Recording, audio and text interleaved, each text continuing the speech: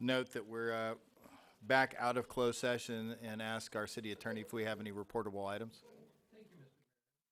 The special meeting to begin at 5:30. There was no reportable action coming out of the closed session. Very that good. concludes my announcement. Thank At you. that point, we are adjourned from the special meeting. We will reconvene at 7 o'clock. Now you can go talk again. It's okay.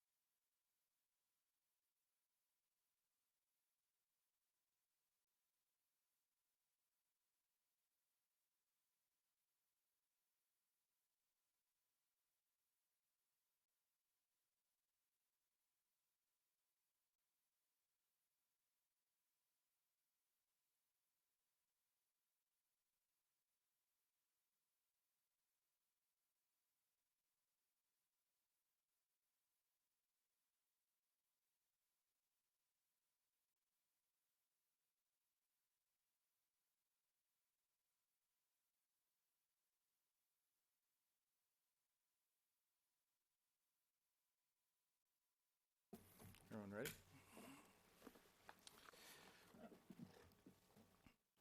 ready? Good evening, everyone. Welcome to your city council meeting. Today is Tuesday, June 18th, 2019. It is 7 p.m. on the dot. Regular meetings are held on the first and third Tuesday of every month here in city council chambers.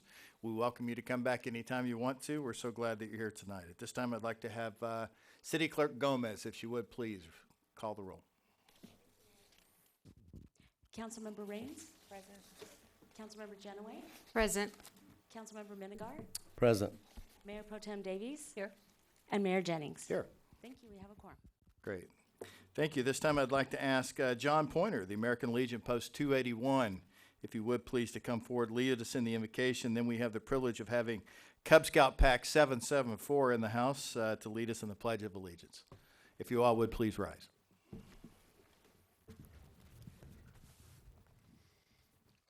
Excuse me. Almighty God, we ask you to look down on this meeting and help us to make the right decisions to keep this great organization growing in goodness and forever striking for truth.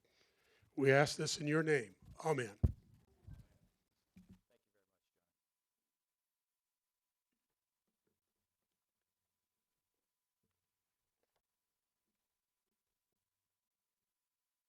Ladies and gentlemen, please remain standing. Cub Scout Pack 774, Color Guard Advance.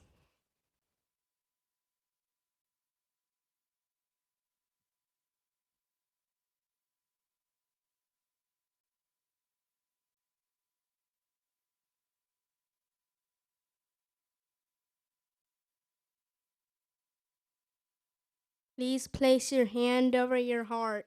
Those in uniform and veterans, salute. Please join us in the Pledge of Allegiance to our national flag. I pledge of allegiance to the flag of the United States of America and to the republic for which it stands, one nation, under God, indivisible, with liberty and justice for all. 2. Audience, you may be seated. Thanks very much. If you would please stay there, we're going to come down and say hi.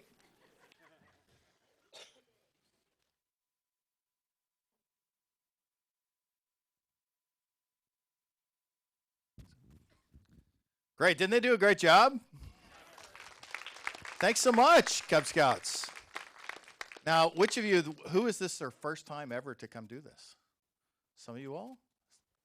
Oh, I know. I was going to bet. I bet Grant, this is his first time. Well, welcome back for everybody. Wanted to say hi. Want to let you all say hi to your friends and family. I will give you the microphone. You can tell us what's your name, what grade you're going to be in. Is everybody out of school for the summer? Okay, good. So what grade you're going to be in and what school you're going to go to. You ready? Hi, my name is Jake. I'm going into 5th grade and I go to Bethany Lutheran School. Hi, my name is Peyton. And I'm going to 5th grade and I go to Moulton Elementary School. Hi, my name is Ivan, and I go to Hidden Hills Elementary. Hi, my name is Koa and I'm going into 5th grade and I go to Moulton Elementary School. Hi, my name is Rodine.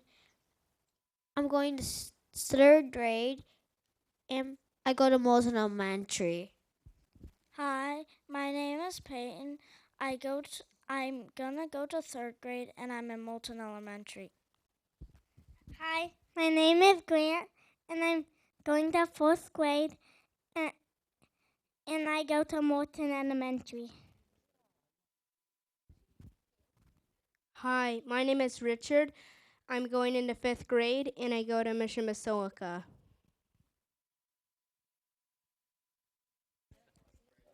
Right. Well, I'm Suzanne Densley, and I'm the committee chair for this pack, but I'm the den leader for the 5th grade boys. And my name's Chris Connolly, and I'm the Cub Master for Pack 774. Well, thank you so much. To the leaders, we want to present you with one of our 30 Years Challenge coins and say thank you so much for all you do for our future leaders in the Cub Scouts. So thanks very much, guys. Do you mind if we get a picture? All right. I know for a fact we have paparazzi here tonight, so you all can come on down.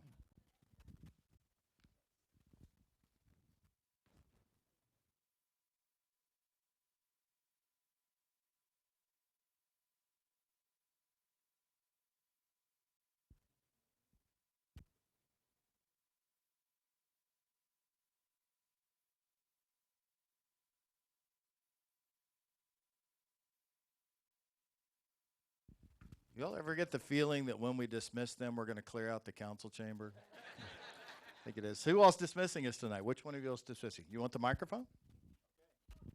Color guard dismiss. Great job. Thank you so much for everything. Thank you. Always good.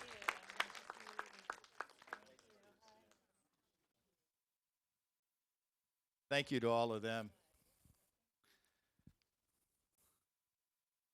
And there's a few people left, so good job.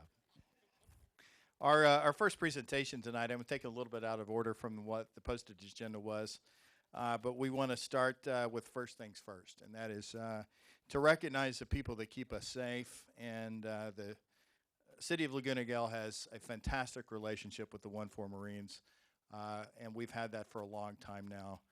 We want to recognize, and I have a resolution commending Lieutenant Colonel Christopher Tolliver of the 1-4. And at this time, I'd ask Lieutenant Colonel if you would come forward for a presentation. First thing I'll present you with is a challenge coin to say thank you. And I did that wrong. You're in the military, so give me that back. I got to do it the right way, brother. So, yeah, I can do that with the Cub Scouts. With you guys, I got to get this right. So, all right, well, if you would come up, I wanted to present this to you. You've been just a tremendous advocate and a tremendous friend of the City of Laguna Niguel. We are so privileged to have the 1-4, and we know that the reason that they're so great is because of good leaders. And we want to say thank you on behalf of a very grateful city.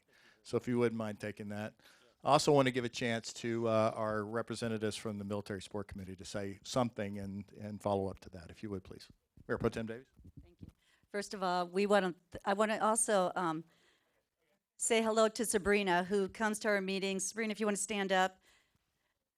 She's been so supportive and so involved in this, and we're so blessed as a city. I mean, we have 3 units that we've adopted: the USS Stockdale, the 140th Helicopter Battalion, and then, of course, the 1-4 Marines. And I mean, you've been with us for a while, and if you've had an opportunity to go to the car washes or any of the events, I mean, we are so blessed to have you. And first of all, thank you for your service. Thank all of you for your service, and I'll hand this over. Well, we wish you the very best in your new endeavors, and we are sorry to see you leave our area, but we know that there are good things ahead for you.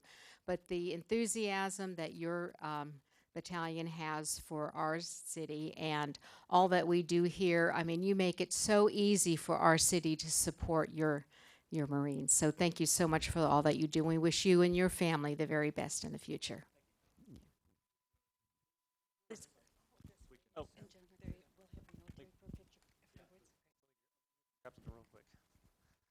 So whenever I leave somewhere, I always like to give something, to be honest with you. It's hard to walk away because you usually are the one that's being given something, and this is wonderful. Thank you so much. It will hang in our new home whenever that happens, whenever we actually get there. We did find out that our stuff actually arrived in D.C. I wouldn't say that it's safe, but it's physically there. I tell you, I was actually with 1-4 in 2007 when this relationship was created, and it's just by coincidence that I'm here with Jason Bohm. And many people who are here know Jason Bohm, and as I was driving up here, I was really kind of recalling the number of things that we've done just in right at 2 years now. The 2 Marine Corps balls, the 2 holiday parties, the 2 car washes. The raffle that we did, the fundraiser that we did right before we deployed this past time. The things that you have done with the homecoming and supporting that. It's really hard to put into words how important it is, like these relationships are, because our Marines don't really know it sometimes, but it's a special feeling knowing that there's a city that's looking out for our battalion. And I really appreciate that. I always have, and I'm going to miss not being able to come and do this anymore. I did bring my replacement, and this is Lieutenant Colonel Mike Regner, and he's coming from Central Command in Tampa, and so he's been here in the area for about a week now, and then we have the change of command on this Friday. Before I get out of here, I want to present you guys with something. One, this is just a small token of our appreciation, a plaque from 1-4 so that you can put out there in the display case. And really, this is just saying thank you for your selfless dedication and everything you do, especially the ones in the red shirts and our whole military support committee. I mean, you guys are great. And so, a lot of you guys know that Marines are famous for storming beaches. And so as we travel around the world and largely in the Pacific, we look for those opportunities to go back to those places where Marines went ashore and Marines and sailors died, and we did it in the name and the defense of our country. So we were fortunate on this past deployment to go to Guam. And people don't really think about Guam in that way, but Guam was a big fight for us. It was a big fight for the U.S., and it was a big fight for 1-4.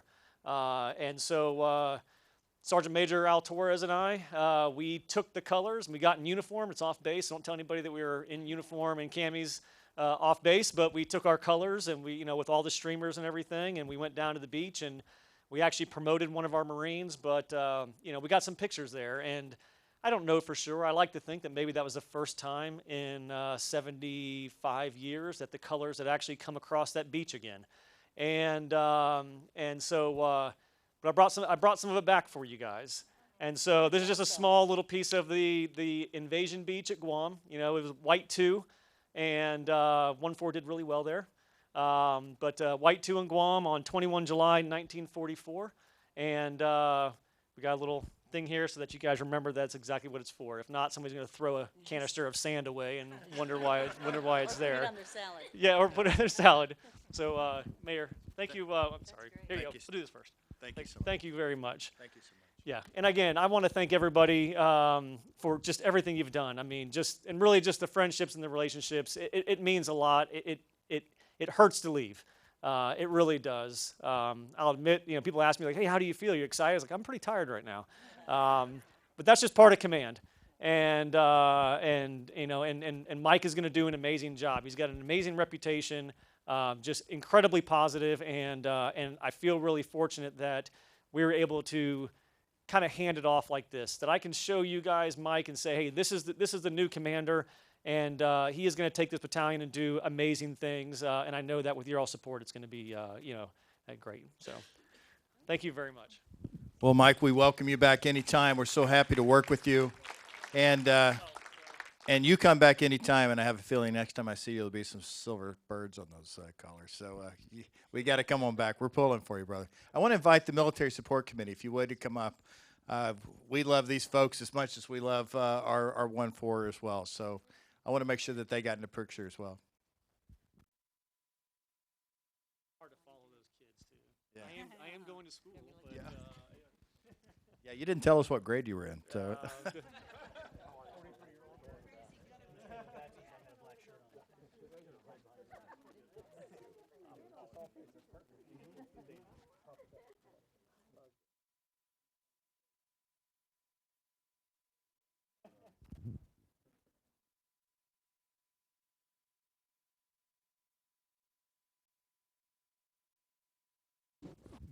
That's wonderful. Let's give a big round of applause. Thank you, sir. Yes. Can we give a standing ovation for Colonel Tolliver? Please, yes.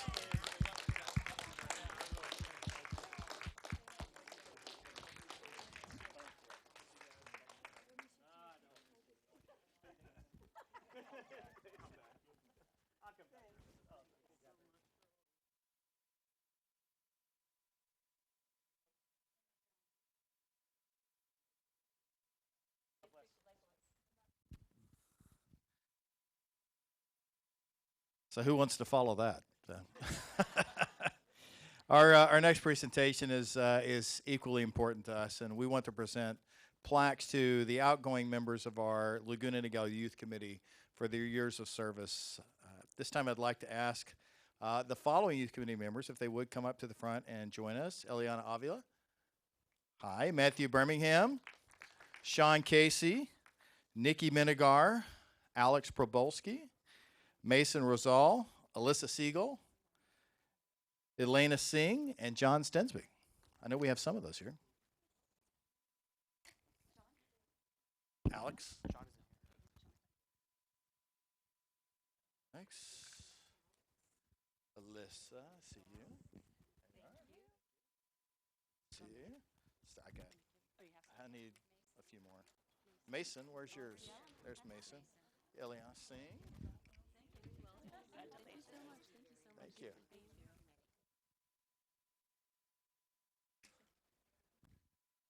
So let's all line up here at the front. I want to let everybody get a good look at you.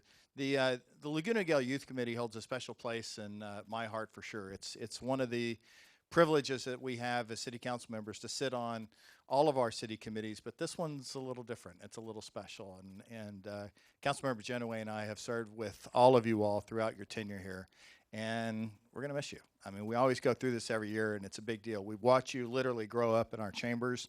You were retained and hired to be here to represent the youth of Laguna Niguel and the surrounding cities. And I can't tell you what a fantastic job all of you have done in different types of leadership. You went from not speaking to speaking all the time. I will tell you that this particular class of seniors was extraordinarily active and very meaningful in the life of the youth committee. And I have nothing but praise to say for all of you. So thank you very much on behalf of a grateful city. Let me present each of you with one of our challenge coins as well.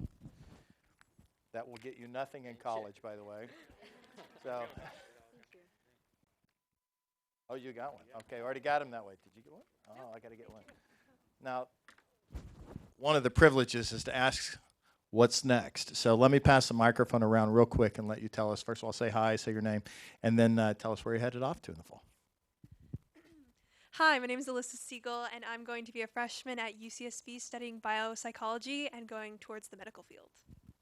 Hi, I'm Alex Probolski. I'm going into my junior year of high school at Elisa Niguel. I just don't live in Laguna Niguel anymore. Hi, my name is Ileana Avila. I'll be going to UC Riverside in the fall studying materials engineering and science.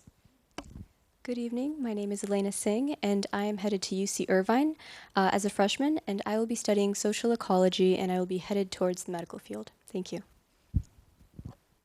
My name is Mason Roselle, and I'm going to be starting my senior year at J. Sarah Catholic High School next year. I'd like to point out that the furthest anybody's going is Santa Barbara, so that's pretty good, right? We're keeping everybody close to home. So, well, thank you very much. Can we get a picture with everyone? Let's get in behind. I'll stand behind Alex to ensure that I'm not in this picture.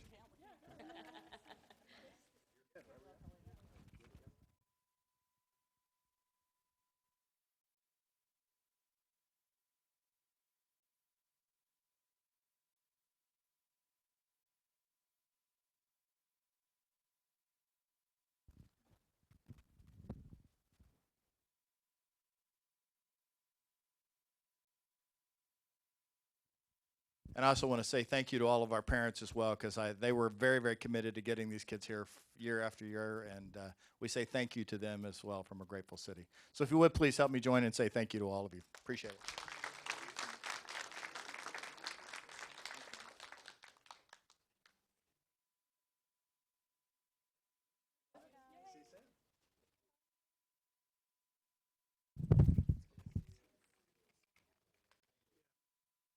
Thanks, all of you all. Oh, yeah, no, take two, then you're good. Yeah, and that concludes our presentations down here. We can return to the dais.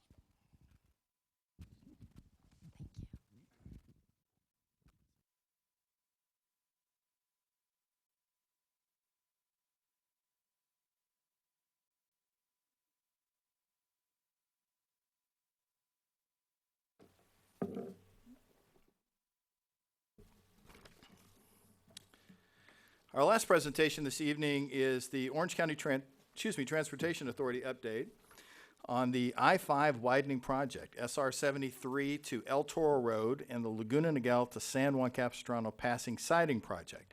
This time I'd like to ask Andrea West, Government Relations with the Orange County Transportation Authority, to come forward for the presentation. Welcome. Andrea West with the Orange County Transportation Authority. It's our pleasure to be here this evening. We have two projects in the city of Laguna Niguel that we wanted to update you on today. The first will be our I-5 project, and then we also have a rail passing siding project. So first we'll start off with Niall to talk about the highway improvement, and then we'll move on to rail. Thank you. Thanks, Andrea. Good evening. Good evening. My name is Niall Barrett. It's a pleasure to be here this evening. As Andrea said, I'll be giving a presentation on the Interstate 5 widening project. This project is between State Route 73 to the south and El Toro Road to the north. So overall, the project area, as I said, stretches from south to north. Let's say the Avery Parkway is the biggest interchange in the south end of the project, all the way up to El Toro Road in the northerly end. And we've divided the project up into three separate segments. So segment 1 takes us from Avery up to approximately Oso Parkway. Segment 2 goes from Oso Parkway up to Alicia Parkway. And then segment 3 takes us all the way up to El Toro Road. The overall estimated cost of this project is about $581 million. We have federal, state, and local OCGO dollars on this project. So to cover the proposed improvements, we'll be adding one general purpose lane in each direction between Avery Parkway and Alicia Parkway. And we'll also extend the second HOV lane, the high occupancy lane or the carpool lane, which currently terminates just south of El Toro Road. And so we'll extend that about an extra mile in each direction. One thing just to point out that today those two HOV lanes merge into one, and sometimes there's a bit of a backup. And so what we'll do is we'll convert that second or the outside HOV lane into the first general purpose lane. And so if you're carpooling, you'll hardly notice that if you're in the outside lane, you're now in a GP lane. But we hope to alleviate any congestion or backup that happens because of that merge that was there.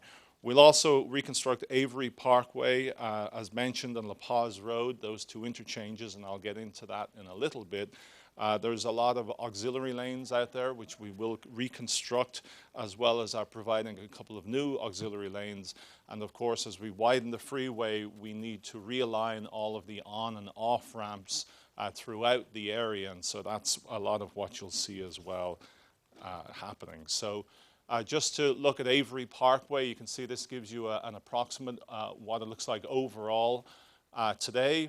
And so as I go through the replacement of the Avery Parkway overcrossing for the freeway, what we've done is we've broken it into 3 stages of construction. And so what we want to do is keep all lanes on the I-5 open as much as possible. And so by breaking this into 3 stages, we're able to shift traffic around to ensure that that happens. And so we'll reconstruct first on the easterly side of the I-5. And so we shift the 5 lanes in each direction over to the west side of the freeway. This will take about 12 months, as each of these 3 stages do. They take about 12 months to construct these new bridges. Onto the second slide then, you can see for stage 2, we're in the middle of the freeway, and so we've shifted the northbound traffic onto the newly constructed I-5 in the north area in the blue, and we're working in the middle, again about 12 months. And then for stage 3, we shift all the traffic over to the newly constructed, and then we finish the construction of the bridge that crosses over Avery Parkway. So when we're done, it'll look a little bit like this. And what I'll do now is I'll get into, you might have noticed already, Avery Parkway, there's a lot more lanes on when we're finished with construction. And so what this does, hopefully gives you an idea that today there's 5 lanes on Avery Parkway if you're looking westbound. And so when we're finished with construction, we'll have 10 lanes on Avery Parkway. We'll also have bike lanes and full standard sidewalks on each side of Avery Parkway as well. So one of the features of this project is the aesthetics that we have throughout the 6.5 mile corridor. You can see what it'll look like generally under Avery Parkway, and I'll get into a little bit more detail as to the aesthetics when we're finished. But you can see we have these arches proposed to be under Avery Parkway. For La Paz Road, it's very similar to Avery. Again, it'll be reconstructed in 3 separate stages. I won't get into each and every, but here's La Paz Road when it's finished. And you can see again, we have those arches and we have the same kind of motif running along and throughout the entire corridor. So to get closer into the retaining wall aesthetics and the overall aesthetics, you can see we have 2 sets really for the more minor retaining walls, and these ones are the ones that aren't particularly high. We just have a reasonably standard slate stone texture. For the taller retaining walls, we have this pastoral ranch theme, and of course that's in keeping with the overall pastoral ranch theme throughout the entire area and along all of the corridor cities as well. We have TMPs, or traffic management plans, for all 3 segments. These are very important to make sure that all of the traffic is managed correctly throughout the project. And of course, we could conceivably have 3 separate construction contractors out there at any one time. And so we have to make sure that they play fair with each other and play fair with the public. We've been coordinating with all of the cities to make sure that everybody has coordinated and given us feedback on what the traffic management plan will look like. And so you can see we obviously take the safety of the pedestrians and the traveling public as our #1 priority throughout the duration of this project. And so we've worked to minimize the detour routes to make sure that they're adequate and that they can handle any short-term closures. which will be off-peak and overnight on the freeway. Perhaps when we demolish a bridge or put in false work, there will always be a need for some limited nighttime work. And the off and the on-ramp closures are all 9 days or less, which means that they're considered short-term ramp closures. Overall then, the schedule for the project, segment 2 is already under construction. In fact, we had some K-rail and even nighttime closures that began last night. So if you're in the La Paz area, which is in the midsection, you could say, segment 2, you'll begin to see a lot more K-rail and striping occurring out there. Segment 1 then is next, which is scheduled to begin construction in early 2020, with segment 3 bringing up the rear in mid-2020. You can see, if I can just go back, the finishing dates, we're trying our best to make sure that they all line up so that we can open the project all in one. Easier said than done, I would say, working with contractors as well. But we're just trying to get these projects out as quickly as we can to ensure the best bids and the best value for our taxpayers' dollars. So the public communications team then, we have an extensive team that a couple of them are here tonight. I won't get into too much detail, but we do have various old school kind of flyers that we hand out and go door to door. There are usually several thousand of those. And then we also get into social media as well. And so there's various ways of connecting, but you can see that we've branded the 3 different segments so that people will hopefully, it'll be a little easier for everybody to understand which segment it is that we're talking about. And so what I would say is, please go to our website and get familiar perhaps with some of these fact sheets so that everybody knows we're up to speed. There'll also be email blasts if you'd like to sign up for those as well. So on June 6th, we had our construction kickoff. We had Mayor Pro Tem Davies, as well as other OCTA board members, Caltrans officials, and our very own Darrell Johnson, breaking some concrete blocks, which is a groundbreaking of sorts, so we could keep it clean. And then the last slide here, just to give you the Fernando Chavarria, as well as Logan Selleck, who's here tonight. These are their actual phone numbers and email addresses, so if anybody has any questions, feel free to call them, I always say. Right. Right, Logan? He's blushing. That's all I have. I'd be happy to answer any questions the council may have. Great. Well, thank you very much. Yeah, sure. Mayor Pro Tem Davis. Nigel, thank you very much. Could we go back to slide 8 real quick? I just want to explain there, if you could, a little bit. What's really important a lot for our city is we basically have 2 ways to get in and out. We've got Crown Valley, and then we have a Paseo de Clinas. And you know how tight that is when you have to come around the corner and then getting onto Avery and that.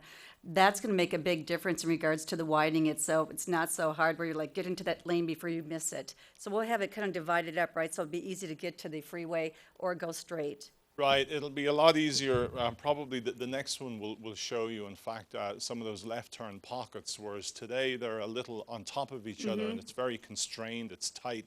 Of course, we're widening the freeway as well as elongating this bridge, so there will be a lot more space out there to make those turns and those maneuvers. So I think that's going to be beneficial, and definitely for those, the OC Go is really your measure too. Because we kind of renamed it just to let you know. So this is your tax dollars being used, and OCTA is always promise made, promise kept. So we can be proud of them, OCTA, for doing what they said they were going to do. So thank you. Thank you, Mayor. Thank you. Anyone else? Sure. Councilor Rand. I noticed that you're widening Avery, so what is the plan on what's gonna, how are you gonna widen that road since there's buildings on both sides? Are you taking something? We are acquiring more on the south side, southwest and the southeast side of Avery. We are acquiring right away out there. Perfect. Thank you so much. It's going to be really nice when it's done. Well, great. Thank you. We invite you back anytime you want to give us an update. I will be calling that number usually about 11 o'clock at night while I'm sitting still on the 5, so no problem with that. Perfect. So Thank you. I appreciate that. Thank you very much for coming in tonight. That concludes all of our presentations and Kalina, hi. We get to talk about railroads too. Yes, so. we do. Good Great. evening, Mayor, members of the City Council. Great, welcome back. Good to see you. Thank you. Nice to see you as well. Get this adjusted. Okay, so again, good evening, Mayor, members of the City Council. As some of you may know, my name is Kalina North, Public Outreach Manager for the Laguna Niguel San Juan Capistrano Passing Siding Project. Here tonight with me is Jason Lee. He is the project manager as well as a member of our technical team who's available to answer any questions at the end of the presentation. So tonight I'm here to provide you an overview of the passing siding project, including some of the outreach strategies that OCTA uses to share information with our community, as well as those who use the train.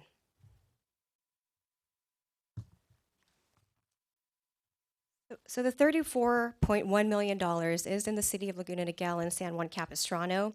The project will add 1.8 miles of passing siding track between the Laguna Niguel Mission Viejo station and the Trabuco Creek in San Juan Capistrano to allow trains traveling in opposite directions to pass each other without stopping.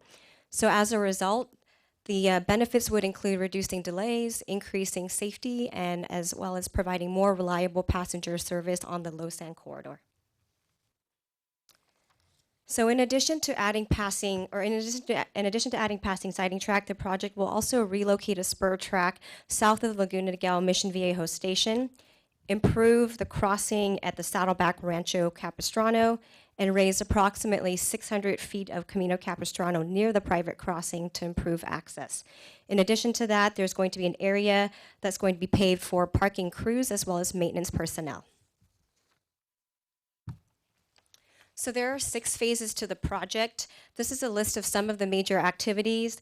In addition to laying track, other major activities includes excavating for utility installation, building 3 retaining walls in certain locations along the corridor to support the track, signal work, reconstructing a bridge, and modifying an at-grade crossing.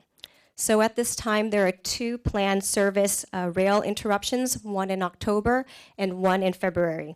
And this will allow contractors to perform some of the work activities during those work windows to minimize any impacts to the public.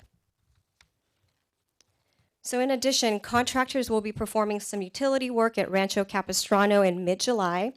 The work will be done at night, typically from the hours of 10 p.m. to 6 o'clock in the morning, and it will require a partial closure at the Rancho Capistrano crossing. So here's the construction schedule. Construction began in March 2019.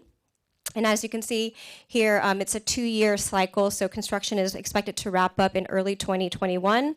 The first service interruption is on October 26th to the 27th. The service interruption for the second one will be on February 1 to 2, 2020.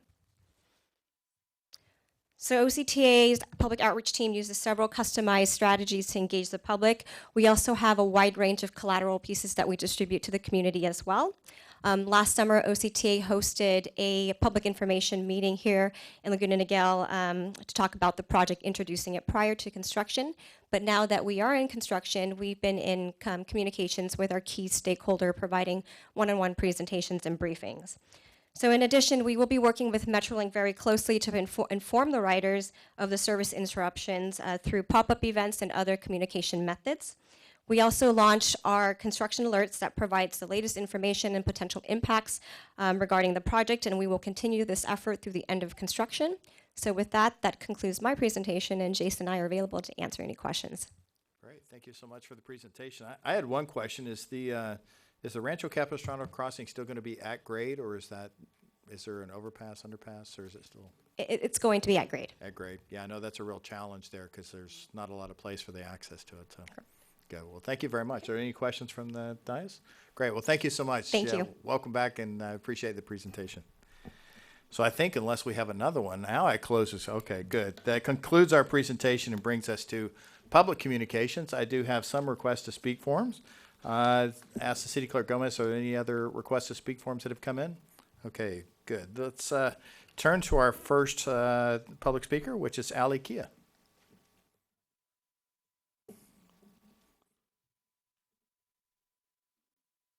Ali, welcome. Thank you, sir. Thank you. Thank you for your time. I am volunteering with nonprofit organizations for soccer. We have problem as residents of the city to use the facilities that are in the city, because the county's professional team are almost using all the time, all the useful time with the facilities. And as a non-profit organizations who are working with the residents of the city, we find difficulty to use the same facilities. Great. Well, thank you very much. Thank We you will, so much. I'm sure our both our Public Works and/or Parks and Rec people can help answer those questions for you. So we'll make a note to have somebody follow up with you. Can you Thank give? you. I forgot to ask you. Would you please state your name and address for us? Yes, my name is Ali Kia. I live in 30902 Clubhouse Drive, Unit 44K. And my phone number is 949. Don't need that. So you'll get a lot of extra people calling you if you give us that. So. Thank you. I may be one of them. I can't tell you I won't. Thank you, sir. Thank you very much for coming. I appreciate that. I did want to read. I got ahead of myself. Any person that wants to address the city council will need to complete one of the gold request to speak forms. These forms are available on the counter. It's at the back of the rear door of the chambers. The time limit will be 3 minutes for each speaker. To allow equal time for speakers, you can't give time to someone else, but if you have a written statement, you can have somebody else read it for you. So my apologies for not doing that ahead of time. Our next two speakers are Delaney Aiden and Julianne Tawara.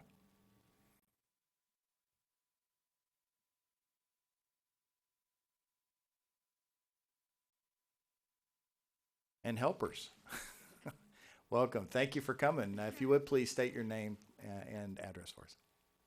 I'm Delaney Adan. I'm Julianne Tawara. And we are two of the 4 members of the Jiggly Jumping Jittery Jelly Beans improv team. And we're here before you today to tell you about our experience at the 2019 Global Finals for Destination Imagination. We competed in the improvisational category in our middle school level, and out of 65 teams from around the world, we are thrilled to have tied for 13th place in our main challenge called Heads Up. In addition, we also scored over the 90 percentile in our instant challenge, which makes up half of our final score. And we think this has a lot to say about us, our teachers, school, and our community. Whether you supported us by coming to our dine out night in CPK, encouraged us at Rouse when we sold jelly bean pins, forwarded our link to others, or supported us with an online donation, we'd like to thank you, each and every one of you, for your help, kind support, and generosity. So Julianne has done DI for 5 years, and I've done it for 4 years, and we've participated against students and teams from all over Orange County and San Diego. And for the last 2 years, we've placed in state finals, and this was our first time coming to Globals. And we were competing against winners from all around the world and 45 different states. Participating in global finals was more than we could have ever imagined, and it was an amazing experience. I feel like we participated in an academic Olympic opportunity, talking and meeting students with such diverse cultural perspectives from not only 45 states, but also 14 countries.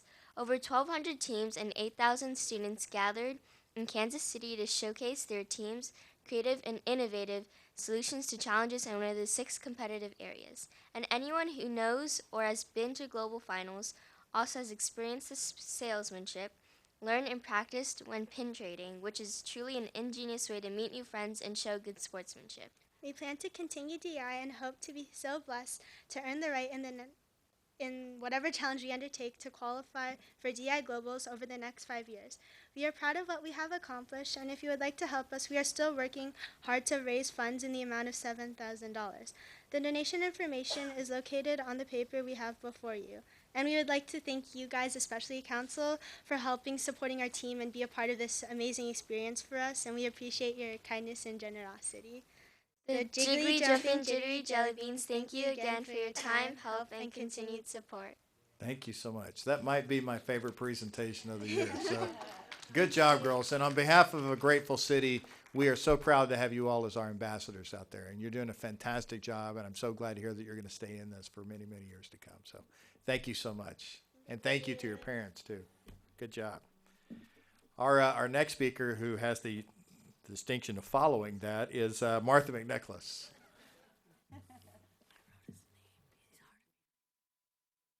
What is this? Okay,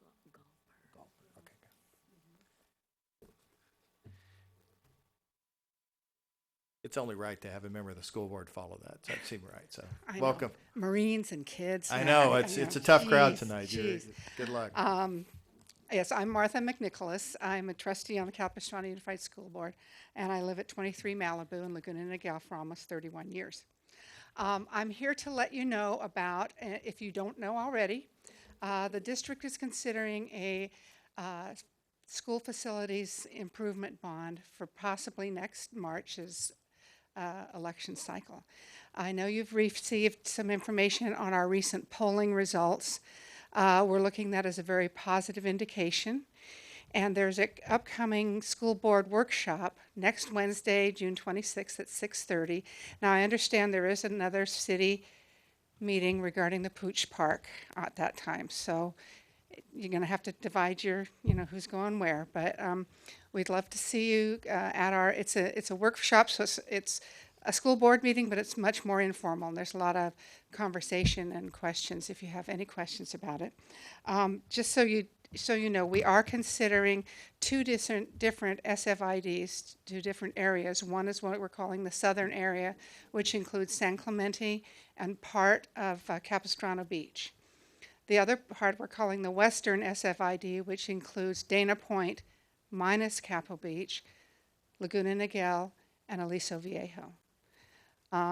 We're looking at that to be the proposal at this time is a $34 per $100,000 assessed valuation. Assessed valuation, not market valuation. That's what we're looking at. Nothing is for sure done. We're still looking at it. We're also looking at the total bond amount to be just under $300 million. We're looking primarily at the needs at Dana Hills High School, Aliso Niguel High School, and Niguel Hills Middle School. All of our schools, and there, there's 9 schools in Laguna Niguel, and even more when you add Aliso Viejo and Dana Point. But our biggest needs are at our biggest schools. So that's our challenge, is to try to divide this money up among other projects at all of those schools. That's part of what we'll be discussing in our workshop.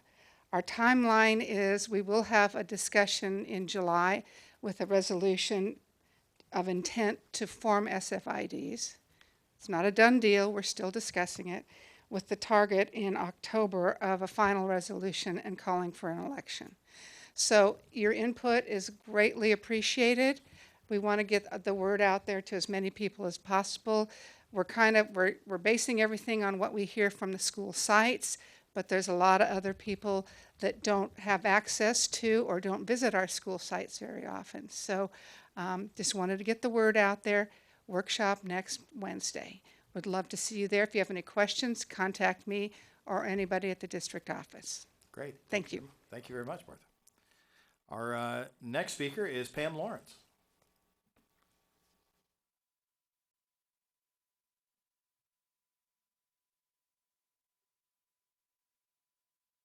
Pam, great to see you. Always welcome back. Thank you. It's always feels really funny still to stand on this side of the world, even after 4 years. But good evening, Mayor Jennings and members of the City Council. I'm Pam Lawrence, 28942 Niguel Vista, and I've been in Laguna Niguel for 34 years now. I'm here tonight representing the Coastal Communities Relay for Life Committee. The couple of committee members, Martha, she's doing double duty. Martha's been a relay volunteer forever. And she is primarily in charge. She's in charge of a lot of things at Relay, but primarily our silent auction, which raises thousands of dollars each year when we do it. And then we have Sue Irwin. Sue is in charge of a new part of our event this year, which will be a 5K fun run prior to the event. So first of all, we'd like to thank you so much for your past and ongoing support of Relay for Life. It's something that's been near and dear to a lot of our hearts, and something that we've really, really appreciated the partnership with the City of Laguna Niguel for many, many years. As you know, I believe, last year the American Cancer Society decided to try a new model for Relay for Life and make the events more regional as opposed to each city having its own relay. And we were fortunate to combine with the cities of San Clemente, Dana Point, Laguna Beach, Newport Beach, and Aliso Viejo, who is already our partner, hence the name Coastal Communities Relay for Life. We held the event in San Clemente last year at a beautiful facility We really liked it there, but we are thrilled to be home again. So excited to be home. Thank you, thank you. We're happy to be back with all of those cities. We don't know from one year to the next where we're going to be, but we're really, really happy to be home again this year. We're also going to be at a new venue. As you know, the event's been at Niguel Hills Middle School for the past many, many years. This year, it's going to be at Laguna Niguel Regional Park. The County of Orange has very generously offered to provide the facility at no charge to us, and also free parking for any of the people who like to attend the event. So you can drive into the park with no charge. It will be held September 14th from 9 a.m. to 2 p.m. A lot of fun things. There'll be motivational speakers, food, entertainment, of course, silent auction, other shopping opportunities, our Luminari event, and then again, our new 5K Fun Walk, which will actually start at 8 prior to the event. That's an effort to bring more people to the event who haven't had the opportunity to experience it before. So again, thank you so much for your past support. We hope to see you all there. You'll be getting more information and invitations as we get closer to the event, and we appreciate your consideration of our request this evening. Thank you. Well, thank you so much and welcome back. And if you need a site for future years, I think I know a place. So just let us know. Our next speaker is Irv Goldberg. Mr. Goldberg.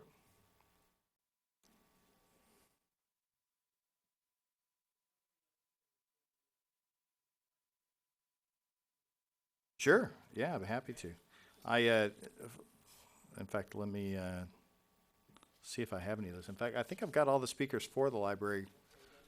I think you're up. Well, I've got 3 here that haven't been. They've been for the approval of professional services. They weren't identified as library. So is that? All right. My name is Irv Galper. I'm a 30-year resident of Laguna Niguel.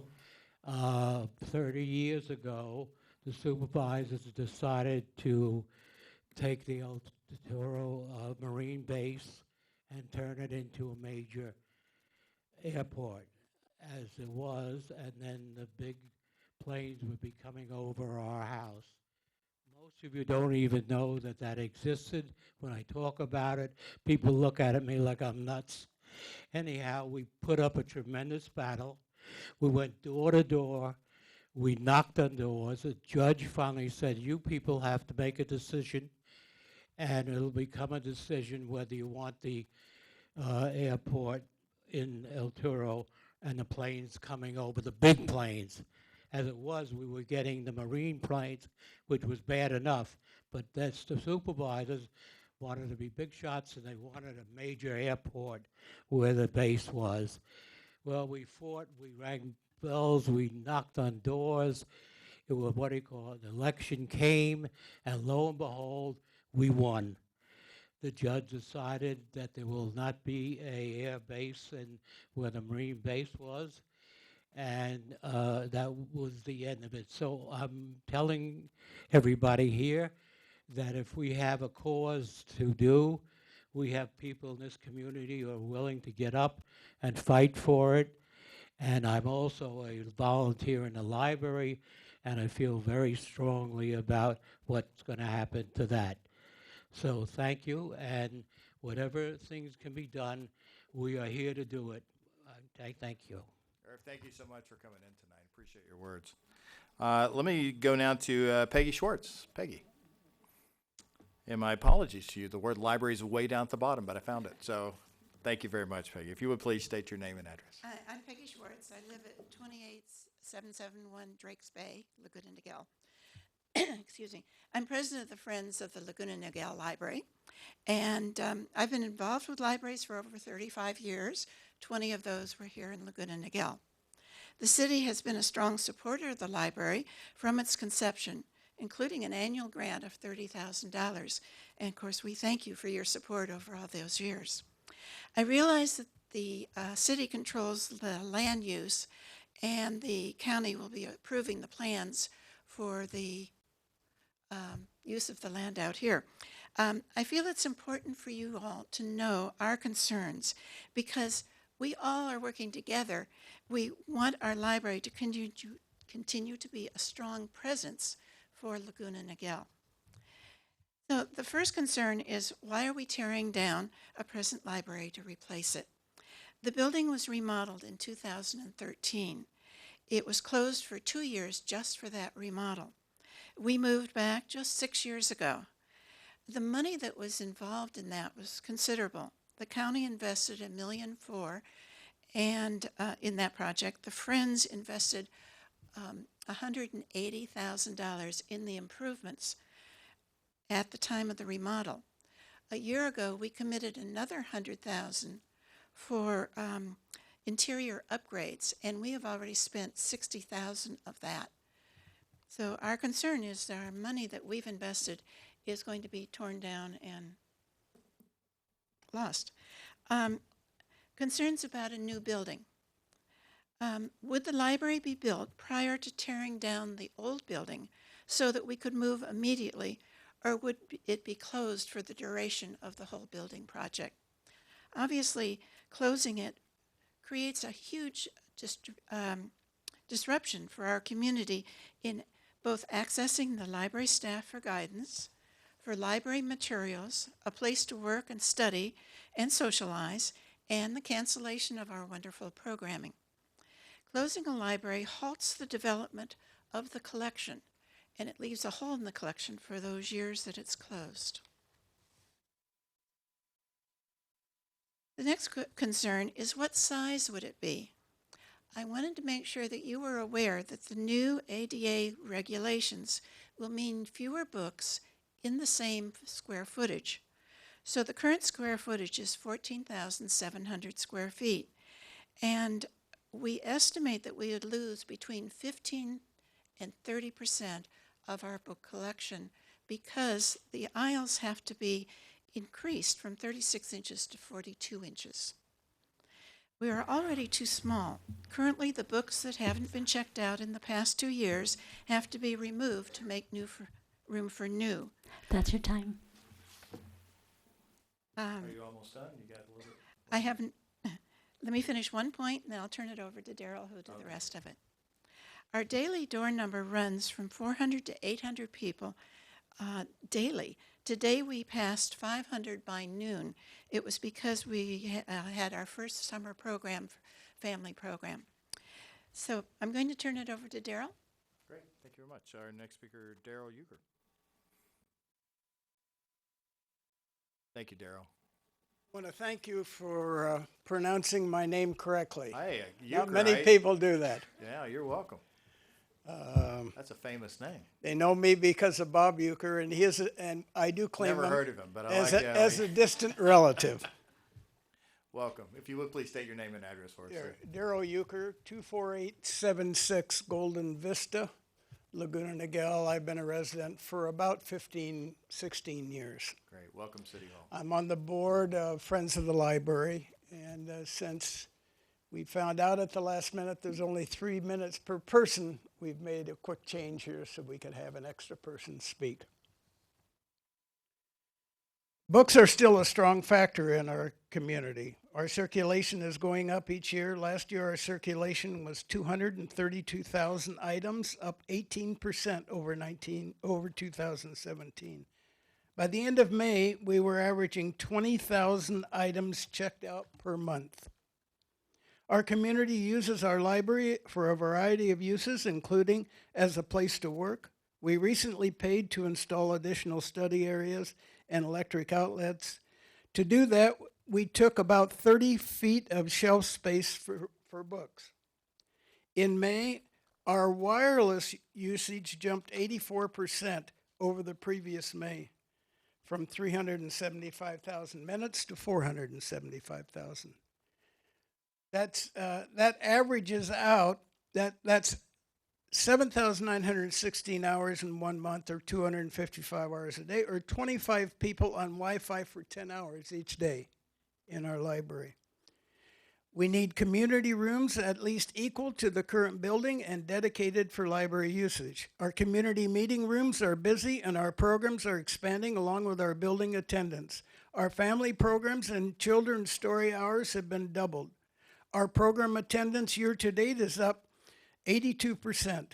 This morning, we had 150 people show up for our first family program in the summer reading program, which was the most we've ever had. Will the Friends have adequate space in the new building? Who will be involved in the library's design? Who will pay for design, furnishings, relocation, and extras that the Friends paid for before? What is the anticipated time frame for this project? We realize that the City Council has limited approval power in this project. However, we felt it was important for you to be aware of our concerns. Our community enthusiastically uses our library, and the statistics show increased usage. Let's keep in mind that 400 to 800 people are already coming daily to this block of land and will be tempted to stay and shop or eat in the new development.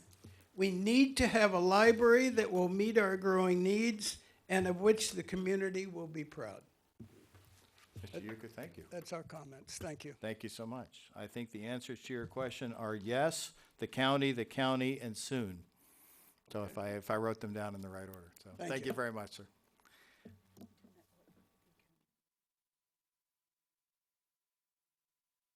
Yeah. Who up next? Okay, that concludes our public communications, unless we have any others. I don't think we do. So public communications is now closed. We will move on to our consent calendar items, which are items 1 through 10. And I'll ask my council colleagues if they have any that they wanted to pull. I got a question on item 8. Item number 8, okay. Any others? Mayor, I'd like to pull item number 10. Item 10. All right, very good. Is there a motion on the balance then? I'll make the motion to approve. Sorry, 5 and 6. Second. Oh, I'm sorry, I was looking that way. 5 and 6, you said? Yeah. Okay. All right. Okay, so it's moved by Councilmember Menegar, second by Mayor Pro Tem Davies. All in favor say aye. Aye. Any opposed? You passes unanimously. We will now move to item number 5. You're welcome. Thank you. I love applause on the consent counter. It's a rare moment, but a special one, so thank you. Especially when it goes through, then it's like, yeah. All right, so the first one is item number 5, which is a rejection of bids on the Crown Valley Elementary Baseball Field Recycle Water Retrofit Project. Councilwoman Raines. Sorry. Director Scott, I just have a question on, in here you were rejecting these because the bids came in too high and you're going to resubmit this with a different budget because with an additional $45,000. What is the original budget on this that we had allocated? The funding available for the project is just under $118,000, but there's an additional item that needed to be paid for concurrently with this to be a piece of equipment that goes into the project that's estimated to cost over $30. So those two things added together created an insufficient budget to do the work. So you were actually adding something else in addition to what was originally budgeted? A purchase of a piece of equipment that was separately bid. So then I would just like to request that maybe you could put off presenting this to us until the 2020-2021 budget year. Thank you. And with that, I'll move. I just have one other comment on it. I made a comment today, and I just want to make sure that we do this. I know that Molten Legal has rebate programs which may apply to this. I don't know if they do or not, but I just want to make sure that we're looking at that when you're implementing new recycled programs. We'd love to work with our, the president of the board was here just one moment ago. I looked up to see if he still was, but I want to make sure that we get in touch with them to see if there's something we can do about claiming any benefit there might be on something like that. So, Thank you, Mayor Jennings. We are actually in the process of setting up a meeting in the next couple weeks to review all of the CIPs in the 1920 budget to see if there's any opportunities to partner in that way. That's great. Thank you very much. All right, so I did have a motion unless there's any other comments. So moved by Councilman Raines. Is there Second. Seconded by Councilwoman Genoway. All in favor say aye. Aye. Any opposed? Passes unanimously.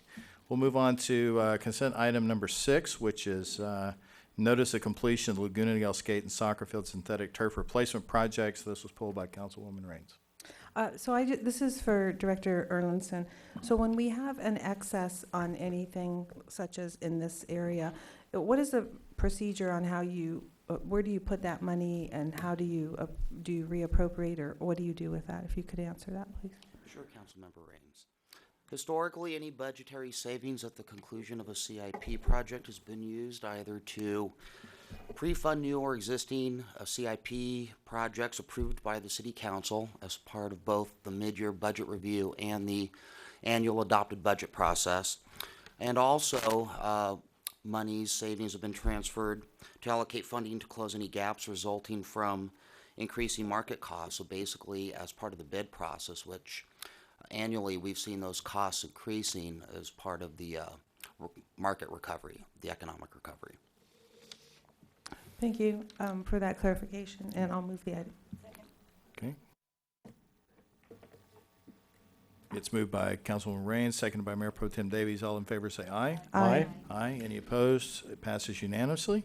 We then move on to consent item number 8, which is pulled by Councilwoman Minigar, which is the approval of professional services agreement with PlaceWorks, Inc. to provide environmental consulting services relating to the Town Center project.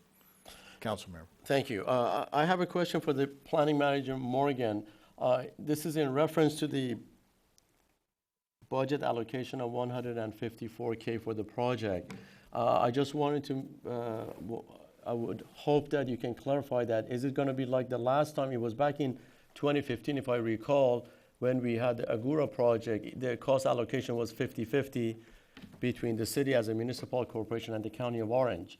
On this one, I read the fiscal impact from you that the developers' responsibility is that to put in funding to cover all the expenses. So then that would mean that if I interpret it correctly, it would be zero cost to the city and the County of Orange? That's correct. The cost would be borne by the development team for the full environmental consulting charges. Very good. And then my second question is, from the environmental impact report that we explored, as you know, 18 different elements because of their proposed action plan at the time. How many of those 18 proposed elements, which is a typical composition of any environmental impact report in the state of California, how many of them can we or they salvage? I know traffic definitely is not one of them because traffic is dynamic. They have to go back and count new, they have to take fresh counts at all the locations, getting off from 5 freeway all the way to the major, intersections of the city. So that one cannot be, how can I say, they cannot project it. They have to use real data, which is 2019. But how many other ones can we salvage so that we can get some kind of benefit out of it as a city, that money can be used for other purposes for the project? Yeah, good question. So you are correct. The traffic study will be commencing with a new study. So that, and you do have some other technical studies, including geotechnical, the environmental, some of the cultural resources, all can be used from the past CEQA document. You also have a lot of the environmental setting that they'll be able to utilize, but in terms of the civil work, that will all be completely new. So there are some elements, but by and large, you're looking at several new studies. And if I may, I have one final question. With regard to the scoping on the project, the scoping has already been approved by the Public Works Department of County of Orange, or it has to come here to the either Planning Commission or the City Council, or at the staff level, city manager level, that you are going to approve what exactly to do and where to go? I'm not sure I'm understanding your question. If you can maybe rephrase that. Well, I mean, have you had meetings with the Public Works Department of County of Orange the way they are going to be pursuing the project? Well, at least in terms of some of the technical studies like the traffic, yes, we have vetted that with our third-party consultant, HR Green, and also with Public Works. Third party. Yes. That's what I was looking for. Okay. So we have watchdogs. Very good. Thank you. All right. Anything else on that? I make the motion to move. Okay. Second. Okay. It's moved by Councilmember Minigar, seconded by Councilmember Genoway. All in favor say aye. Aye. Aye. Any opposed? That passes unanimously. Our last item on the consent calendar is item number 10, which is pulled by Councilmember Genoway, which is a resolution establishing temporary boundings at Grand Valley Park Lower Soccer Field to allow for the consumption of alcoholic beverages at the 2019 Summer Concert Series. Okay, thank you, Mayor. Well, I pulled this item because I'm opposed to it for the same reasons I was opposed to its earlier iteration in 2015. And our summer concerts are very family-oriented, and we have many children attending. And we need to recognize that there is a substance and alcohol abuse problem in our country and in our city. And we need to connect the dots and think about the example that we're showing. In fact, our city ranks above the county average for drug and alcohol deaths and is among the highest ranking for drug and alcohol-related hospitalizations. And this is from county statistics. And the wording of the staff report, I think, is interesting because it says there were no major incidents reported, but we can't say that there were no incidents reported because that would not be true. We on the youth committee, we are working with our high school students on a Live Clean initiative. And what this policy tells them is that the adults in our city can't sit at a wonderful outdoor concert that our Parks and Recreation Department puts on. Our concerts are fabulous. We're enjoying the beautiful outdoors. I would say beautiful park, but I'm not sure this year, but I know next year we'll be back to beautiful. But that we can't sit at a wonderful outdoor concert for 2 hours without alcohol. Let's not desensitize our youth to the fact that alcohol use can lead to a form of substance abuse by having it at family event, community events on the same fields that our youth play on. We should be setting the example that you can have a great time without alcohol. So I ask my council colleagues to consider the example that we are setting for Laguna Niguel youth on this item. Thank you, Mayor. Thank you. Any comments? Councilor Raines? Just for my clarification, was there alcohol at the concerts at the amphitheater? It was approved there? Okay, thanks, that's all. Any other comments? Councilor Manigar? If I may comment, I do recall that I voted against the alcohol use back then, but I don't want to put our police chief on the spot by asking him this question that I don't recall, you can correct me if I'm wrong, of any major incidents that would cause me to vote against this for the consumption of alcohol. Initially, I voted against it, but I have not heard, I have not seen.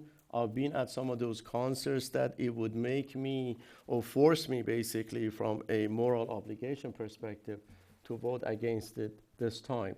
So do you recall, without giving me the exact statistics, that if you can remember any major incidents, or Sergeant Sanger by any chance, that I always see you there watching and protecting and serving the people, that if we had anything that would, would be of significance for us so that we can deliberate on it? Well, I was only here last summer, but I wasn't aware of any major issues at all with the concert series last year during the summer. And I think that's what I thought. Okay, thank you. Thank you. Mayor Pro Tem Davies? Thank you. I was on the board of council when we did vote this for the amphitheater. And for me, one of the reasons is this is a family city, but we also have mature and responsible adults making decisions. And to me, everyone knew that they're out there drinking with the sippy red cups. There was no, denying that. So to me, knowing that that's happening, you're basically just turning a blind eye and allowing that if you're not going to force it. And when we brought this up, we said, well, if you're going to do this, then we're going to need to enforce this, meaning you're going to have one way in, you're going to have to go through people's purses, things like they do all the way through. Is that the community we want to do? We have responsible adults. We did a 1-year pilot program to see how it went.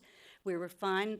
Police services came back, Parks and Rec came back, no complaints, said everything went fine, so we did go ahead and prove that.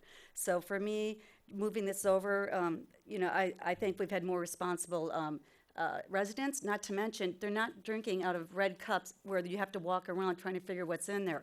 Believe it or not, they'll have a plastic wine glass as an adult, so the deputies can actually see who's actually drinking and keep an eye on them.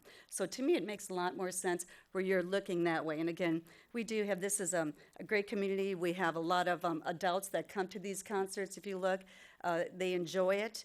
And they would, they'd like come to our concerts as well and the music that we give. So I would definitely continue this on. So thank you. One more comment, Councilor. Yeah, I would just like to clarify that the information that I have regarding any incident was from our prior Chief of Police Services. Thank you. Thank you. My comment on this is that, obviously you go into one of these things, you want to make sure that you're making the right decision. My observation was, having been to many summers of concerts in the park, is that I've been very proud of our residents. It's been a enjoyable experience. I didn't notice anything appreciable different between the year where there was no alcohol allowed and the years that were. I was pleased that our police presence was there. It was unneeded, thankfully. And, responsibility comes in many forms, and one of the forms it comes in is being a responsible adult and doing what you're supposed to do and leading by that example as well. So I don't have a problem with this. My understanding from our local communities is that they also have concerts in the park. They also have alcohol policies that mirror ours. In fact, ours was modeled after theirs because it came later in that process. And I have not heard any residents approach me and say, I'm offended and wish this had never happened and it ruined my experience. And if I had that, I would have been very sensitive to it. And so while I appreciate everything you said, and I couldn't agree more, and examples mean a lot, I don't think necessarily that this is one that we need to change our plans. We've been doing this for a while, and I think respecting the ability of our adults to be appropriate in these types of environments are good. I would make the motion to approve it, and I'd ask for a second. I'll second it. Okay, it's approved. Motion's made by the mayor, it's seconded by the mayor pro tem. All in favor say aye. Aye. Aye. Any opposed? No. Okay, so that's 4 with Councilwoman Genoway voting no. That concludes our consent calendar items. Unless there's any further comments on those, we will move on. Our next item is public hearing item number 1. And this is for the public hearing on the 2019 weed abatement program, authorizing the abatement of weeds on private property. Planning Manager Morgan is going to provide our staff report tonight. Welcome. Thank you. Good evening, Mayor and council members. This item before you is a continuation of the city's 2019 weed abatement program. This annual program, which is intended to help reduce the risk of fires during the peak fire season, includes multiple steps. As a matter of background, the initial step consists of city staff in collaboration with the Orange County Fire Authority and our third-party weed abatement consultant identifying properties with overgrown weeds that present a potential fire hazard. This was completed in the spring. The next step consists of the city council declaring weeds on the identified properties as a public nuisance, which occurred May 7th by council resolution. The adopted resolution also directed staff to mail notice to all persons owning the identified properties to remove the overgrown weeds that constitute a fire hazard by June 18th. If the work is not completed by then, the notice states that the city's weed abatement contractor will be authorized to clear the hazardous weeds, and the property owner will be billed the amount the city pays for that clearing.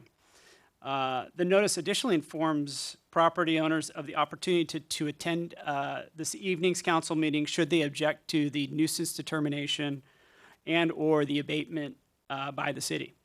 This notice was mailed to the affected property owners on May 8th. The final step, which is tonight's agenda item, is to hear and consider any public objections, if any, and to consider the presented draft resolution authorizing the Community Development Department to proceed with weed abatement on the remaining properties that have yet to comply with the abatement notice.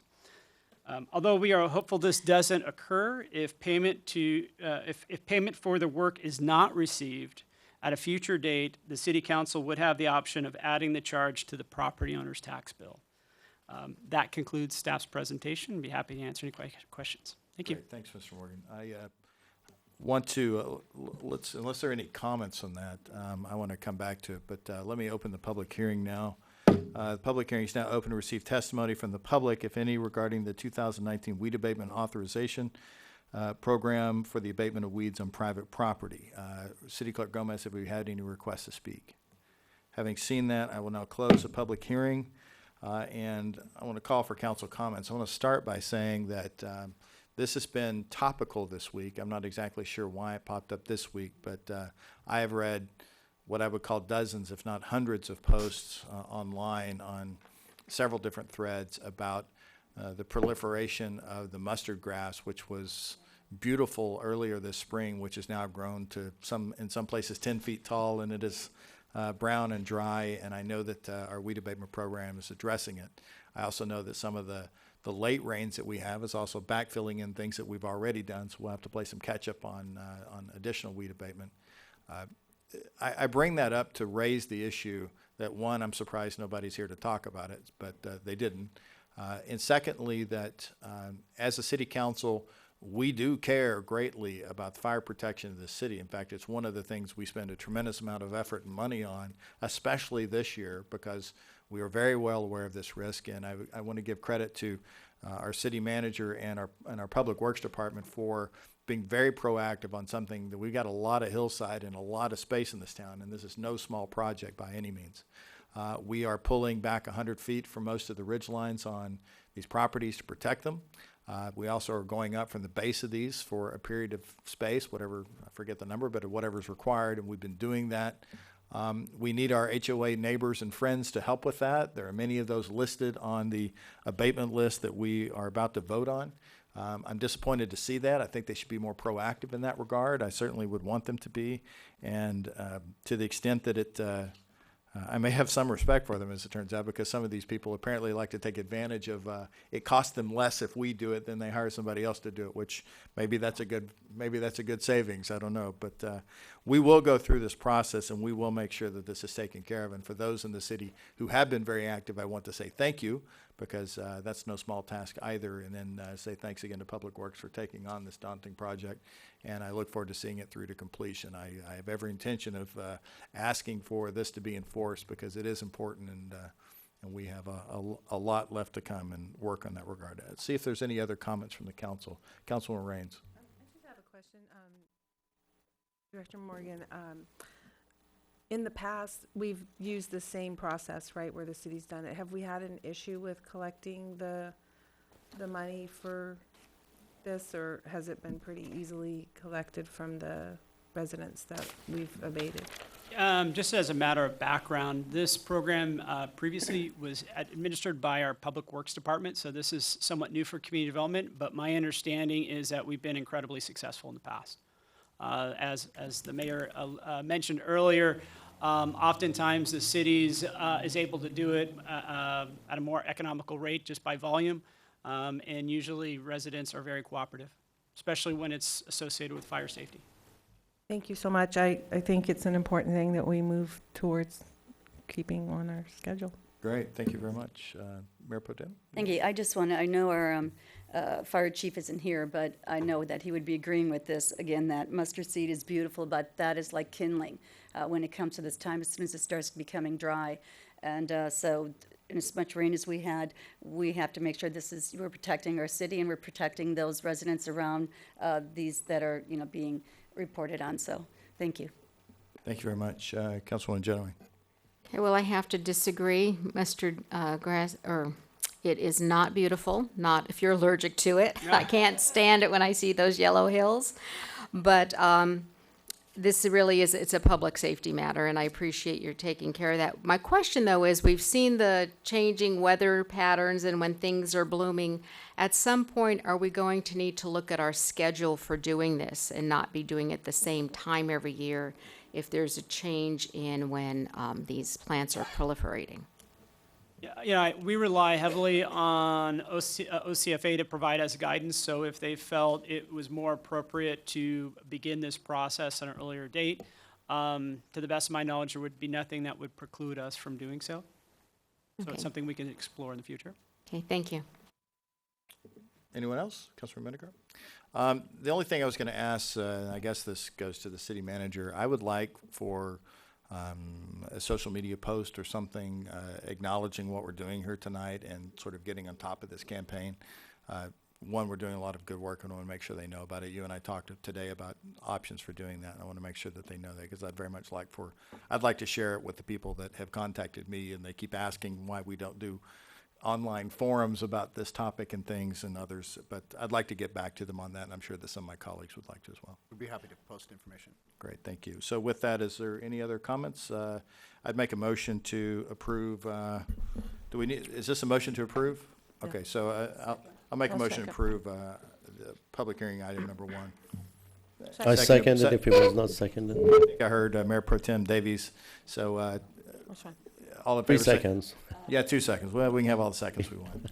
All in favor say aye. Aye. Aye. Aye. Any opposed? So that passes unanimously. So thank you very much. You do.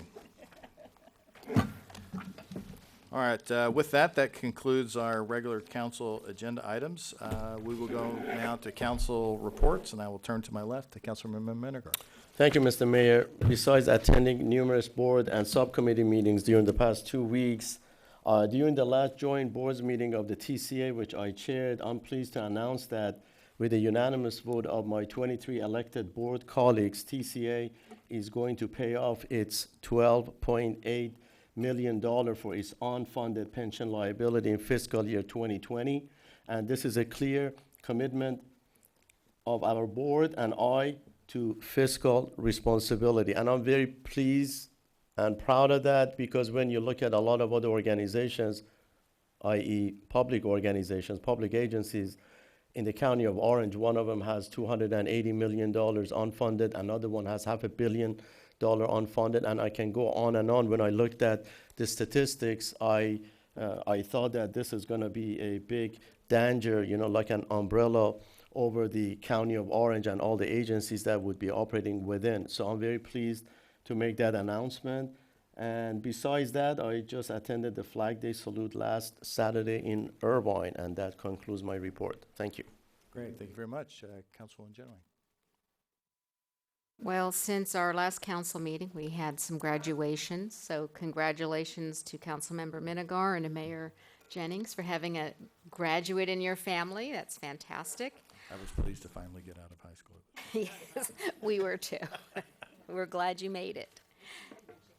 Yeah, I know. So, and then the following morning, Congressman Harley Ruda met with the Laguna Niguel Chamber of Commerce Governmental Affairs, so presented a Washington update. On the 10th, Mayor Pro Tem Davies and I appointed Matt Kinney to the Laguna Niguel Military Support Committee, so he is the newest member of our Military Support Committee. And then at the meeting, we had a fabulous presentation on the deployment of the USS Stockdale and what our sailors did while they were going around the world on our behalf and keeping us safe. Commander Leo Leos, who's the commanding officer, and then their XO, Commander Brenton Buhar, were there making the presentation for us. And then on last Saturday, it was the Laguna Niguel Women's Club 50th anniversary, a half a century of service to the community, and they were most appreciative of the resolution presented by the City Council. Thank you, Mayor. Great, thank you very much. Councilwoman Raines. I know we had a speaker earlier tonight about the Relay for Life, and I want to encourage people to really support that. As a cancer survivor, I appreciate Relay for Life, so that's important.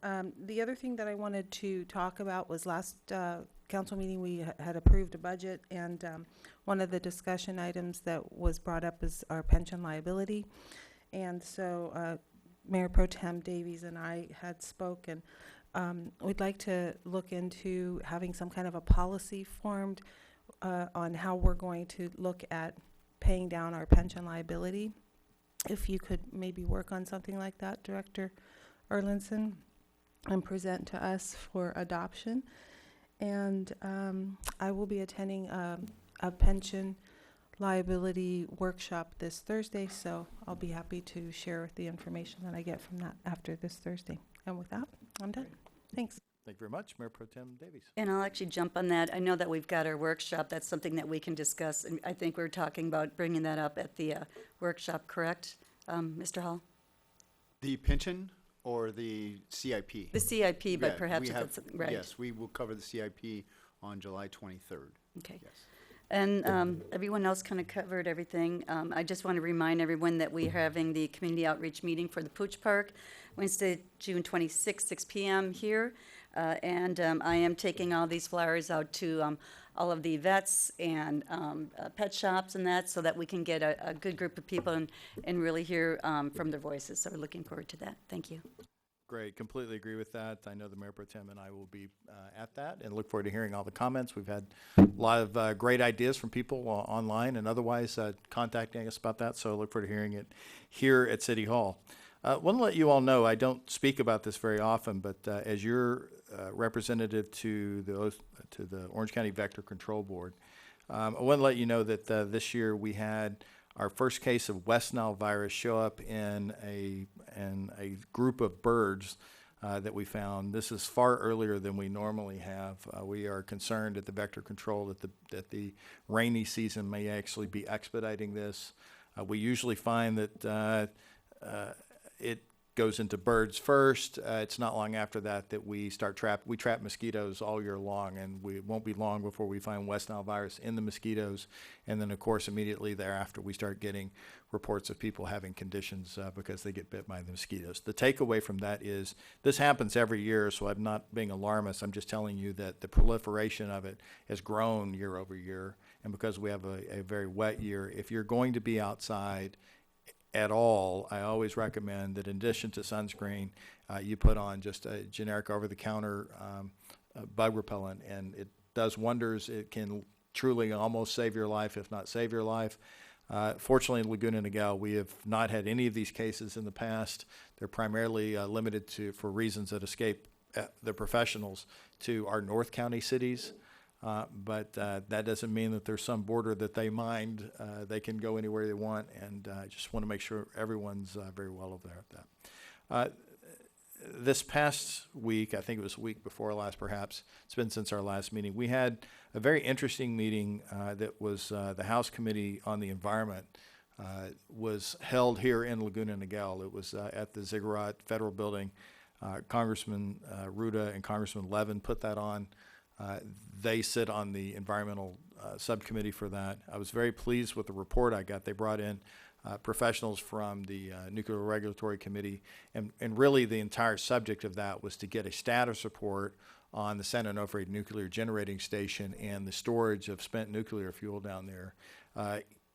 It's a little bit terrifying. I mean, they have it handled, but the discussion items that come around that are daunting at times. So the takeaway that I had from it was that the spent nuclear fuel is very well taken care of right now in containers that are extraordinarily robust and designed to be that way. And the best that we have to give that's where they're being stored. The problem is that nationally there isn't any place to take those containers and put them.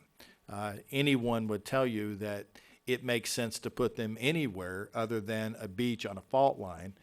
So that's a problem. But the truth is, transporting them off of our inventory into someplace else doesn't necessarily provide a solution yet. An interim short-term solution, they talk in periods of hundreds of years, so that the short-term solution is hundreds of years. So there are long-term solutions that the U.S. government's being asked to do, which involve trying to find out which parts of the country want these things, because Nevada was originally wasn't Cheyenne, but it was one of the facilities in Nevada was originally planned for this. They rejected the concept and decided they didn't want it, but that doesn't mean that others don't. There's a fairly substantial economic boon that comes along with the development associated with, and some people want this, and so they're trying to identify those and find out if they're geologically correct. But we're trying to find storage for this for thousands of years from now. And basically they're put into a lead-lined solid granite sarcophagus well underground, and then once it's in there, it's sealed up and closed forever. So that's happening right next to us, and we as a city have been very mindful of that. We followed that, but I want to let you know that it is actively being pursued, and at least our local representatives are on top of it, and I commended them for that and thanked them for their efforts. The first meeting, the establishing meeting of the OC Housing Trust is coming up this next week on June 27th.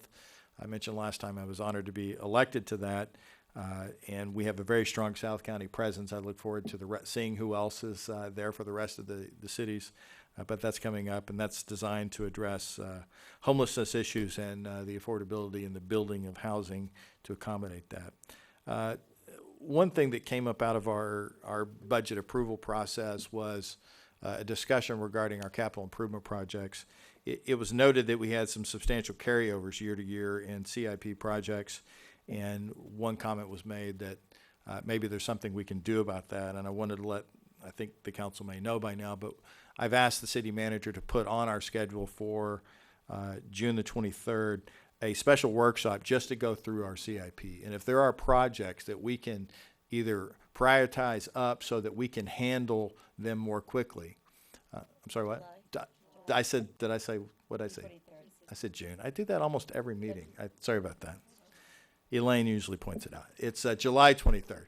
So, okay, I appreciate that. So thank you. Everyone smiles and I never know why. So on July 23rd, we will be meeting as a council to go through all of our CIP projects to hopefully reprioritize some of them, deprioritize others that we might be able to push pause on for a minute that will free up our opportunity to not have to spend those dollars, and maybe we can save through that process, and I think that's an advantageous thing to do. And so it's a good time to look at it anyway, but anyway, that's coming up on July 23rd, and wanted to make sure everyone knew about that, and we welcome the public. It will be a Brown Act meeting, as I understand it, so the rest of the public is invited to come listen to that, chime in. There will be public comments. And just finally wanted to say Happy Father's Day to everyone this past week. So we have a lot of fathers in the room, and I appreciate all the dads in Laguna Niguel. And I heard a statistic that modern fathers do 2 times more than their fathers and 5 times more than their grandfathers. And I thought that was an amazing statistic. I certainly feel that. I had a full head of hair when I started the gig, so something's going on. But anyway, I want to say congratulations and Happy Father's Day. So with that, we will go around the room and start with Chief McDaniel. Thank you, Mayor. This, well, in 2 weeks, or Saturday, June 29th is our next shred event. I'll get it right. Again, it's free, as always. It takes place right here in the City Hall parking lot, and it's from 7 a.m. to 12 p.m. And I would just remind folks that they do not need to arrive early before 7 a.m. That just causes a little traffic jam out there. So anytime after 7 until noon, and we'll have that out there for shredding identity theft. So that's all I got. Great, thank you. Before we move on, I have to commend Chief McDaniel on being recognized as one of our outstanding lieutenants in Orange County. That was not a secret we were keeping. That is, we've known that for a long time. We're just glad that everybody else picked up on it, and thank you to the deputies union as well for their comments, because we couldn't agree with them more. So thanks very much. So didn't mean to embarrass you, Chief, but it's a little fun when we do, though. So Director Erlandson, anything tonight? Nothing tonight, Mr. Mayor. Thank you. Great, thank you very much. We'll come back. City Attorney Ennis. Nothing tonight, Mr. Mayor. Great, thank you, and thank you for your efforts earlier. Planning Manager Morgan. Nothing to report on, thank you. Great, thank you again for subbing in tonight too as well. City Clerk Gomez. Great, thank you. Director Giglio, nothing tonight, so. Nothing at all. I got a lot, sorry. We're happy to announce that the pool, yeah. We'll call this the Menegar Report. Go. Sorry. The pool reopened on Monday, so we're happy to report that. Friday, June 21st is National Go Skateboard Day, so from 4:30 to 7:30 at the skate park, people can enjoy some free activities there. Friday is also the start of the summer concert series. Stone Soul will feature classic soul and Motown from 6:30 to 8 on the lower soccer field. We will have a shuttle from City Hall, and due to some logistics with the new venue, we are not allowing blankets until 5:30 p.m., so we do ask for people's cooperation with that, and we appreciate their patience as well. Sea Country Senior and Community Center will celebrate their 25th anniversary on Tuesday, June 25th from 3 to 7 with a big community party.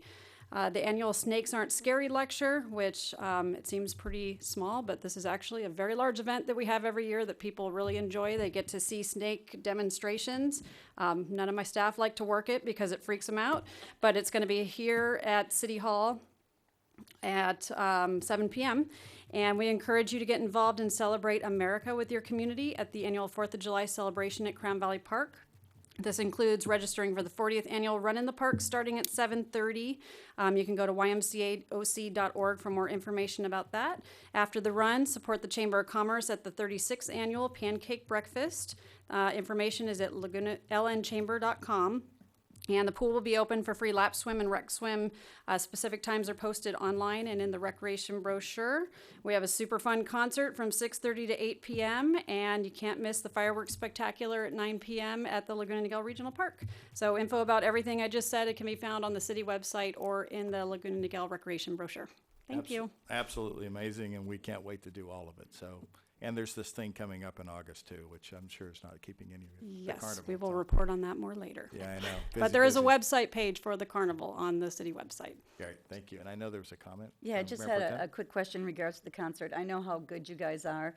I'm just curious, so basically, you're not opening up the gates to that for 1 hour, basically, we had to get all those people in to start the concert at 6:30. So basically, we have to use the soccer fields for our summer camps because Right. they're displaced from the community center. So we do have children running around. We're going to be having the stage build at the same time. So in an effort to keep that area open for the kids, we are going to hold people off until 5:30. So yes, it will be a free-for-all at 5:30. We hope to have controlled chaos. We have lots of signage telling people to cooperate and please put their blankets down later. But And I know you've got it on the marquee and that, have we put that onto Nick's door and things like that? Because again, this is a new thing, so it's gonna be different. It may not be as smooth as it normally is, but I know you guys always do a great job. Whatever we can do to help, let us know. I'll get it out on Facebook, but if there's something we can put out there, send it to me and I'll put it out there as well. Thank you very much. Thank you. Sounds like we're running a Who concert this week. That's going to be nice. He said, rush the field. But hopefully it doesn't happen. City Manager Hall.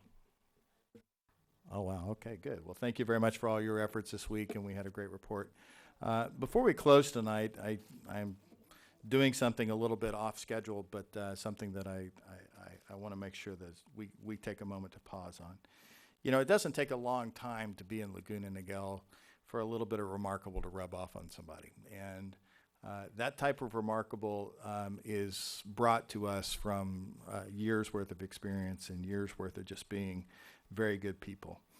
And so when it comes time for Laguna Niguel people to go out into the world, they do so in a way that reflects the best of what we are. And one of those instances happened recently, and it was not going to get past the mayor in making a moment to pause and to comment on it. He's the last person on the world that would want me to say anything about this, but that's okay. I told him I was going to. When Bob Hall was on vacation in Honolulu on June 2nd, 2019, he had the tremendous misfortune, but God's presence of being near two people that were drowning, actually three people that were drowning. There are two people on this earth today that are alive because our interim city manager, Bob Hall, had the presence of mind to grab a surfboard, he and his wife, rush out into surf and save two humans. There are two girls that are alive now because of Bob. You know, buddy, if I had an award to give you, I would give you one. I'd hang something around your neck and put you on a podium and say thank you. But on behalf of a grateful city, thank you for all you did. To your family. And if you would, please join me in the well.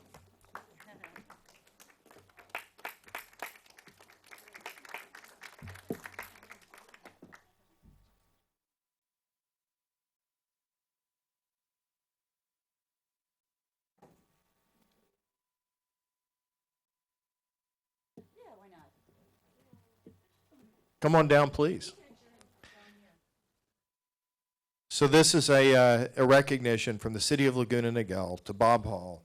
The City of Laguna Niguel commends you for your heroic efforts on June 2nd, 2019 by rescuing two female distressed swimmers in Honolulu, Hawaii. Your rapid response saved their lives, and we thank you for your Good Samaritan efforts. Thank you, Bob.